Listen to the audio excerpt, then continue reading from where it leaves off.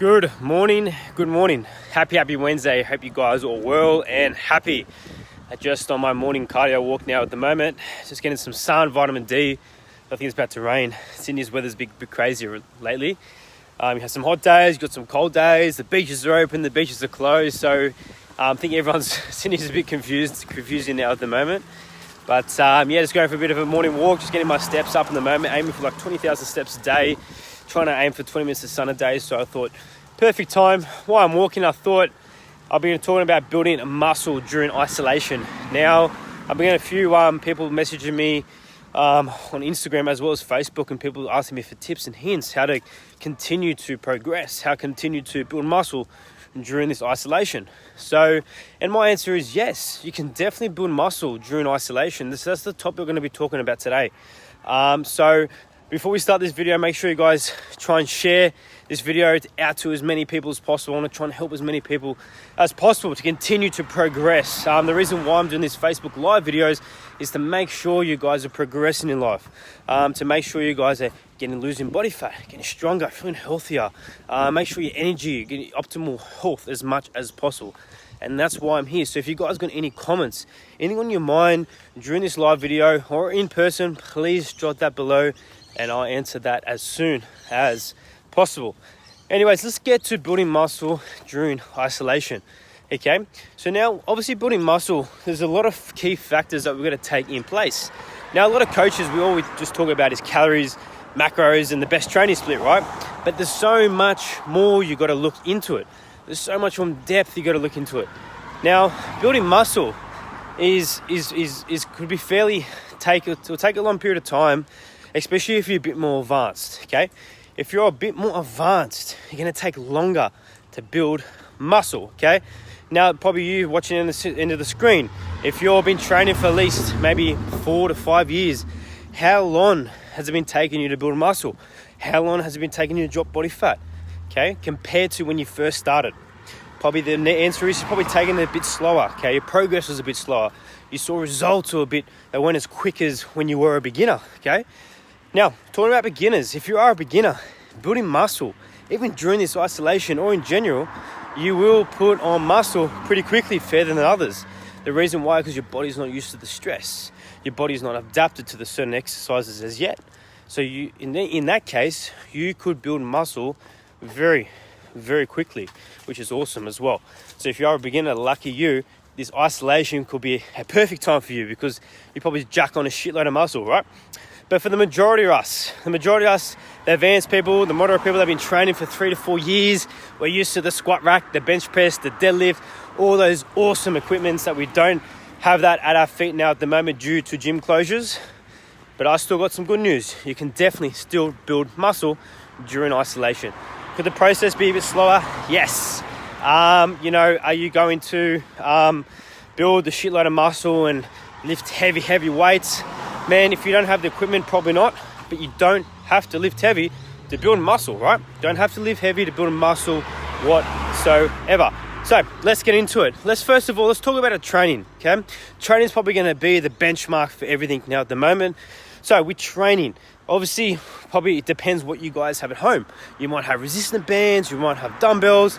And for me, I'm very lucky to have a full gym set up. So I cannot complain. So I'm still jacking up muscle and feeling great, okay? So it hasn't really impacted me, which I'm very blessed to have my own place. Wish all you guys can come use it. But for the majority of us, we're probably going to have limited of equipment, right? Now, if you guys got resistant bands, dumbbells, or even body weight, you can still build muscle, right? Now, we gotta understand, let's talk about the muscle group, okay? You gotta focus on the muscle group, you gotta focus on form, technique. That's where a lot of people go wrong in the gym, okay? I've seen people doing a barbell squat, okay? They're doing 40 kilos of barbell squat, and they come up to me, Damien, how can I make this barbell squat a little bit harder, okay? Me, I don't put on any weight. The person that probably think they wanna make this a bit harder, they chuck on extra 20, 30 kilo plates, and I'm like, man. And then I look at their form and technique, okay? And I'm like, how can I progress this person? Now, their form and technique's wonky. Their knees caving in. They're not going as low. They're in that butt wick. Their core is switched off. They're not mobile through their hips. And when I see that as a coach, I'm like, straight away, this person needs to definitely lower the weight and start again from his form as well as his technique. His form and technique were completely off. And then I was seeing that every single day in every gym. It's crazy how people are uneducated. Okay, that's how a lot of injuries occur. Due to form and due to technique, poor education. So guys, before you go lift heavy weights, before you go into a certain exercise, understand the form, understand the technique, make sure you're getting full depth, okay? Make sure you understand how the muscle's working, how it's lengthening, how it's contracting, okay? Where the muscle fibers are running. That's gonna make a massive difference to how you are going to attack and stimulate and cause stress on that muscle even more, okay? So going back, what I've done with that person, I simply dropped the weight, okay? Not by much, and we just really focus on depth, okay? When we focus on depth, open up the knees, spreading the floor apart, that exercise was 10 times harder. After 10 reps, he was like, wow, this was killing. Woke up the next morning, his legs were sore, this and that. Now, obviously in terms of DOMs, okay? We got to make sure,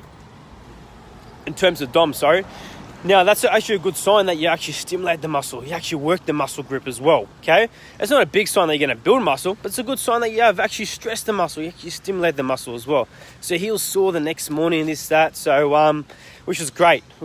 So just show that form and technique is definitely a progressive overload, right? Getting more depth makes a massive difference. Now, talking about progressive overload, which is a big, massive key factor for building muscle, okay? Now, a lot of people are not educated on progressive overload. So progressive overload is progressing, okay? When you are training, your body gets adapted to the certain exercises, right? Your body gets to adapt to the certain exercises. So what you have to do is you constantly got to stimulate the muscle, stress the muscles, physical stress the muscle, okay? It's just like anything with work, anything with business, okay? You got to make sure you are constantly working hard. Yes, you could fail, but that's how you're going to bounce back in towards business, okay? Exactly the same as training. You got to make sure you stress and you stimulate. That's what it's called, progressive overload. But how do you get yourself in a progressive overload? Let's just take a squat or a push-up, for example, okay? Now, a normal squat is probably down, up, maybe like 2 seconds down, 1 second up, okay? Now, how to progress into that? Maybe you can add a bit of weight, which is great. Now you can do maybe some pause reps, drop sets, supersets, trying different methods to cause stress on the muscle. And that's how you are going to grow, causing more stress, okay? So doing things like different type of methods, maybe adding some more weight, could be weight, okay? Only if your form and technique's great. Adding more steps. Adding more sets, adding more reps as well, okay? And as adding more volume. Those things are going to be accounted into progressive overload, right? So make sure you guys are progressive overload with every single movement, whatever you guys do, okay? That's how you're going to continue to grow. And that's where a lot of people go wrong. Okay, they stick to the same movement, 4 sets of 10, same exercises, okay? Now, talking about exercise, you can stick to the same exercises, but how you progress is add tempos. That's what you have to do. Add tempos, add some more sets. Go for German environment training. Maybe go for 5 sets of 5. Go for 3 seconds down. Go for eccentric training, concentric training, power, strength training. Those things are going to cause more stress on the muscle, and that's how you are going to grow. That's how you're going to grow, okay? So make sure you guys are stimulating progressive overload on the muscle, okay? Now, talking about nutrition, as we all know, we spoke about yesterday, how to lose body fat is a calorie deficit. Now, we want to build muscle, okay? Now, building muscle, the best place to be in is a calorie maintenance or a calorie surplus, okay? I usually put my clients in a slight calorie surplus. If I put them in a too big calorie surplus, I might start seeing body weight changes coming on as well, which, guys, if you guys want to put body weight on, you are going to definitely put on body fat, okay? Unless you're on anabolic steroids, but you are definitely going to put on body fat if you are in a calorie surplus, okay? It's just, and being in a calorie deficit, you could definitely start losing some muscle as well. It's just how the body works, right? So, obviously nutrition, make sure you guys are in a calorie surplus, okay? So putting yourself in a calorie surplus that we spoke about yesterday, work at your TDEE, total daily energy expenditure. From there, you want to make sure you put yourself in a 5, 10, 15% surplus, okay? It depends how aggressive you want to be. Depends if you want to be aggressive cut, put on a shitload of muscle. But if you just want to do muscle building nice and slow, which I do recommend, even for a cut or a bulk, put yourself in a 5, 10% surplus and then slowly progress from there. Okay, obviously talking about macronutrients during muscle building as well. As we all know, protein is very, very important. Obviously to repair the muscle damage, especially after you had an intense workout. But obviously protein is the building blocks, okay? Now carbohydrates is great source of energy source, okay? Now if you're pushing for more sets, more volume throughout the gym, you're gonna make sure you've got enough carbohydrates, around 30 to 40 grams before you train, okay? It's going to give you the stimulus, it's going to give you the energy, the mind and muscle connection to make sure you're hitting those sets and reps throughout the gym as well, okay? And obviously after, carbohydrates is important as well, because what happens when you train, what happens is you deplete your glycogen stores, okay? So the only way you want to do carbohydrates is replenish those glycogen stores, okay? That's going to help you continue to build muscle, help you to recover easily, okay? So make sure you guys hitting those macronutrients. Make sure you guys are in a calorie surplus. Now, like I said, if you are a beginner training, you can probably still lose body fat and build muscle exactly the same time, which is great for you. I remember when I first started training weights, I was packing on a shitload of muscle. So good. Packing on so much muscle. And I was in a calorie deficit too. I was doing a shitload of football. I was doing a bit of weights on the side, and I was seeing my body just developing, growing. My chest started popping. And I felt good because I was in a calorie deficit. So I was still staying lean, still staying shredded, but still building muscle at the same time. And obviously it got to the point where my body was getting adapted to it. My body was getting used to it. And that's when I had to start changing, okay? Changing up not just the workouts, changing up my nutrition, the way I'm eating. I had to start eating a bit more to continue to grow because my body was getting used to it, okay? So remember, you always got to find things to change up between your nutrition as well as your training. That's the only way you got to grow, right? So calorie surplus, put yourself in a slight calorie surplus or a maintenance, okay? But slight calorie surplus could be the best thing for you. Now, talking about building muscle, and there's a lot of things a lot of coaches don't talk about. Like a lot of coaches, online coaches, just talk about macros, proteins, training. But the most important things is your sleep, your stress, okay?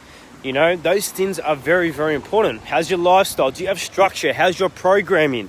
You know, how's your rest? How's your recovery? How's your mood? So there's a lot of things, that key factors in there that's going to help you increase muscle, build muscle a lot more.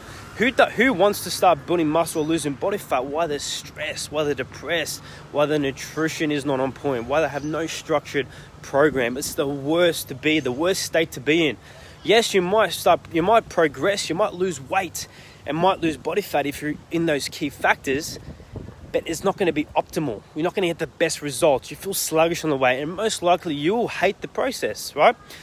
So the best thing to do to optimize muscle building is to make sure you're getting 8 hours of sleep a night. Very, very, very important, okay?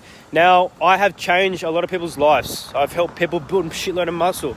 I've helped people lose a shitload of body fat as well, okay?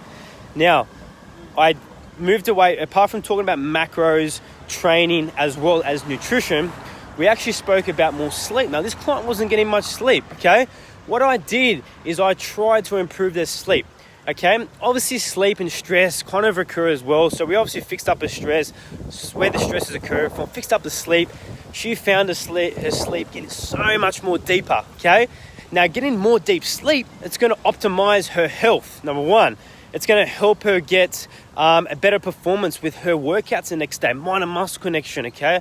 When you're sleep deprived, okay? If you know, you guys know what I mean, when you have a shitty sleep, all you want to do is go for those sugary meals to keep your energy up. You're going to overload on more caffeine. You're probably going to stick to 3 to 4 coffees a day. I understand, because I've been through the same shit as well, right? When you have a shit sleep, all you're waking up is, I need that coffee, I need that double shot espresso, I need those carbohydrates, I need all that. And then from that point, that's probably not a very negative thing, you know? You're probably going to be in a calorie surplus, okay? You're probably going to binge on a lot of carbohydrates, you're going to feel sluggish, maybe digestive system's not going to be the best. So when you have poor sleep too, your gut health takes a massive impact on it as well.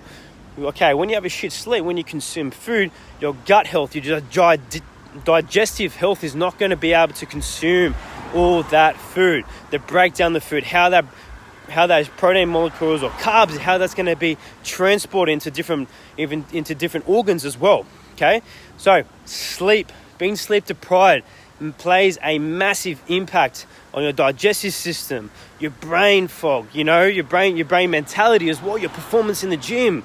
Okay, so that's very important. So guys, try and aim for 8 hours sleep. And if you guys are probably thinking how to improve your sleep out there, get off your phone. Okay, now I notice what a lot of my customers, as well as me, if I'm on my phone half an hour, 1 hour before I go to bed, I'm going to find myself, I'm not going to be in a deep sleep, because what happens when you get blue light is kind of on your phone. It reflects straight into your eyes, and that wakes up your brain and tells your brain, hey, it's midday, we've got to get up and we've got to get going. But what you're trying to do, you're trying to wind down your brain at the same time by waking up your brain. So you're in this wind down, waking up. So it's very, very not good. So when you get into that sleep, you're not going to be into a deep sleep, okay? You probably know when you wake up foggy in the morning, when you wake up to grab yourself that cup of coffee, it shows that you didn't get a deep sleep, okay? So we need to really focus on why you are not getting a deep sleep, okay? It could be stress. Now, if you are a stressful person at night, underline where the stress is occurring from, okay? Number one. Number two, getting off your phone 1 hour before bed, computer, TV, as well as phone. Maybe try journaling, reading a book, okay? Focus on getting off that blue light will, as much as possible, improve your deep sleep.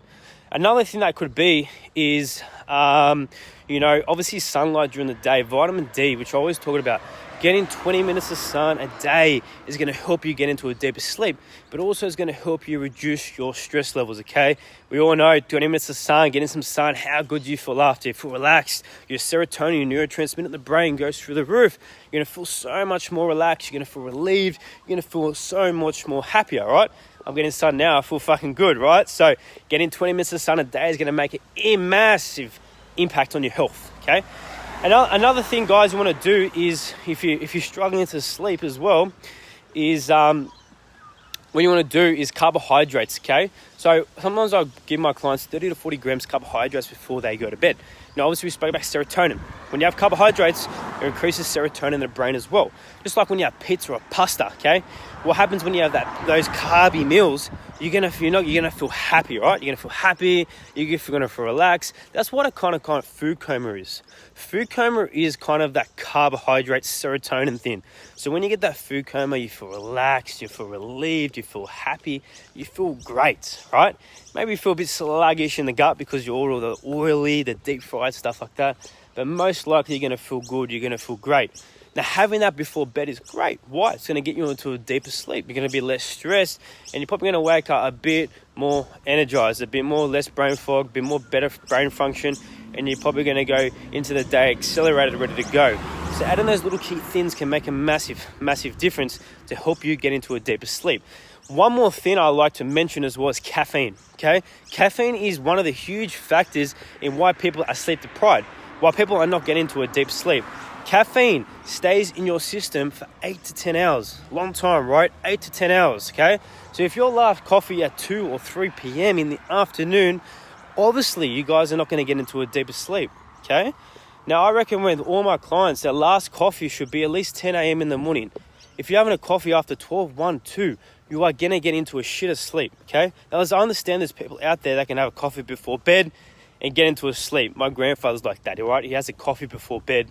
And I tell him, don't do that. It's the worst thing you can do. But he actually gets into deeper sleep. When I ask him how he wakes up in the morning, he wakes up good. He wakes up energized. And I'm like, maybe because he's 80 years old. I don't know if there's a different things, but I haven't read up on that one. But there's definitely a 10, 15, 20% out there that can have a coffee and get into a deeper sleep. But hey, do you really need that coffee before you sleep? Caffeine's probably not the best ingredient to have before you sleep anyway. You want to try and avoid it as much as possible. I understand caffeine is great in the morning. I just had my double shot coffee now. So I'm about to go into a workout. The reason why is, one, it gives me a shitload of energy. It has a shitload of sugar, caffeine in there as well to wake up my brain, stimulate my brain, but obviously it takes away my brain fog as well. So there is benefits in having coffee, which I understand. But what you understand is caffeine stays in your system for 8 to 10 hours, all right? So if you are having a shit sleep, if you cannot get to sleep, caffeine could be an injury. Caffeine could be one of the issues why you're not going to deep sleep. How to test that out is maybe take away your coffees. Maybe have our coffee, 1 p.m. and less. Maybe have that coffee a bit earlier throughout the day and just see how your sleep is improving. It's getting better. Obviously, it could have something to do with the caffeine as well. Okay, so just guys, take those key little things. Okay, remember guys, get into a deep sleep. It's going to be so much better. You're going to optimize your health, your performance in the gym, your performance in your relationship. If you're going to uni, your brain function, you're going to feel so much more better. And we all know when you get a shit sleep, you're probably more prone to injury as well. Okay, because you're not getting the mind and muscle connection. Your brain, your bones and your muscles feel all stiff. They feel yucky. They don't feel like they're switched on. They feel sore.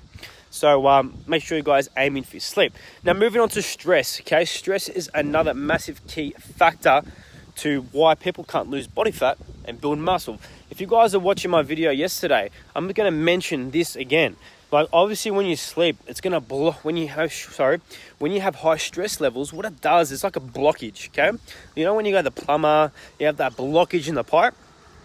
That's what it is. So when you are stressed, you've got a blockage inside of you. So if you are trying to unblock the pipe or whatever, if you're trying to lose body fat, trying to build muscle, you got that blockage. Yes, you can probably still lose body fat and build muscle while having high stress levels, but it is not the best. It's going to be a slow process and you're not going to enjoy it. I trust you. You're not going to enjoy it, okay?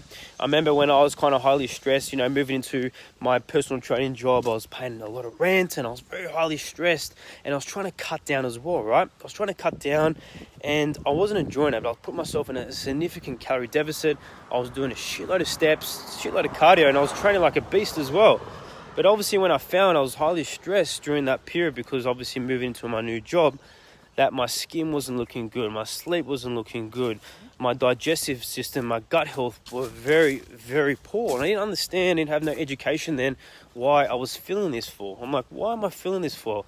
Like I was only 20 years old then, I was feeling yucky in the gut. I'm like, no, it's a bit weird. And I was eating extremely healthy as well, right? I was eating, we got the chicken, we got the brown rice, or the avocado, all the yummy foods, right? All the healthy foods that we're having now these days, right?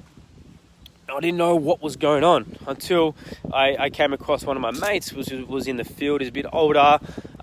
He's a bit of a sports scientist, and he's like asked me how much my stress was. And I'm like, mate, to be honest, I'm very, very stressed now at the moment. You understand why? I told him, obviously, I'm moving to my personal training job. I'm going to be, paying a lot of rent during a week. I don't know if I'm going to make it. I don't know if I'm going to be successful in this and that. I was very, very stressed and very, very worried, okay? So what he told me to do is like, Damien, I want you to sleep a bit more, okay? And I want you to try and lower down your stress levels as much as possible. During those weeks, I focused on that. I found myself so much better. I was waking up so much more energized. My performance in the gym was better. I was lifting more volume, more sets, more weight. My skin was so much better. My brain function was so much better. My relationship with my family and friends was so much better. And that's when I started seeing my results go through the roof. I started getting leaner. I had less water retention. Started building properly. Started building some muscle as well, right? Like being a calorie deficit, yes, it's hard to build muscle, but at that time, when I was a bit more younger, I was building muscle and losing body fat at the same time. So stress plays a massive, massive impact. If you guys want to lose body fat, sports performance, as well as building muscle, you got to make sure your stress is, you got to make sure your stress levels are declined, okay? They are reduced. It's going to make your progress so much better, okay? So much, okay? Now, obviously, how to decrease your stress is obviously underlying where these stresses are coming from. Now, understand during this pandemic, it's going to be very, very hard during this pandemic. Obviously, through this coronavirus, I know many of us have lost their jobs, probably having more fights in relationships, mortgage and kids. I don't understand what kind of stress you are going through now at the moment, but I understand it's a very, very hard time for all of us, okay? Now, the best thing to do is underline when the stress is coming and try and fix that as much as possible. I don't know, maybe going for more walks or getting some more sun or doing those things that make a massive impact, to help you reduce your stress levels as well, okay? Another thing that could be great to reduce your stress levels as well is obviously getting sun. Like I spoke about sun, 20 minutes of sun, increasing your serotonin levels, making you feel better, making you get into a deeper sleep. Those things will make a massive impact on your life as well, okay? Now, those things are very important, guys, like sleep and stress, okay? Sleep and stress are a big, big correlation together. The better you sleep, the more you sleep, the less stress you'll be, okay? So make sure you guys are really putting those two together, as well as in a calorie surplus, and make sure you're training. With your training now, okay, understand that we have limited equipment. What you guys want to do is make sure you're using methods, okay? Progressive overload, adding methods, drop sets, supersets. Try and stress as much as possible. Stress out the muscle as much as possible. Make sure you guys are using methods, okay, like that. That's how you guys are going to progress. That's how you progressive overload is. Make sure you guys are continuing to stress out the muscle, okay? Make sure you guys are sleeping. Try and reduce your stress levels as much as possible. And talking about foods, your digestive system as well. Make sure you guys aren't consuming foods that are going to play out with your gut. Gut health and digestive is very important. Now, if you've got a poor gut and you're not digesting foods optimal, great. You guys and your digestive system is not going to break down those foods as much properly. It doesn't matter if you're having high protein, high carbs, you're getting those macros. If your gut is not working right, if your gut health is off, your body will definitely not digest those foods as what you want, okay? So make sure you guys are working your gut. If your body doesn't like gluten, dairy, if you're feeling a bit bloat after certain foods, it's an indicator that your body is not happy. Simply take away those foods, you feel so much better. Remember, the gut is connected with the brain. Yeah, the gut is connected with the brain. If you fix up your gut health, if you focus on the foods that are great for your gut, you're going to have better brain function. Your performance is going to be so much better. Your sleep's going to be better. Your relationship, your stress is going to be a lot less. Okay, so make sure you guys are really focusing on those foods. It's going to make a massive difference. Anyways, guys, hope you guys enjoyed that. If you guys got any more questions about building muscle during isolation, please let me know. But just stick to those things, okay? Put yourself in a slight calorie surplus, progressive overload. Make sure you guys are continuing to stimulate the muscle.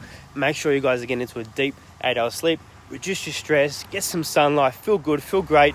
And I hope all the gyms will be open up soon. But remember, you can still build muscle while losing body fat. And you can still build muscle during isolation. If you guys got any more questions about this, please let me know. But anyways, guys, happy Wednesday. And yeah, have an awesome one.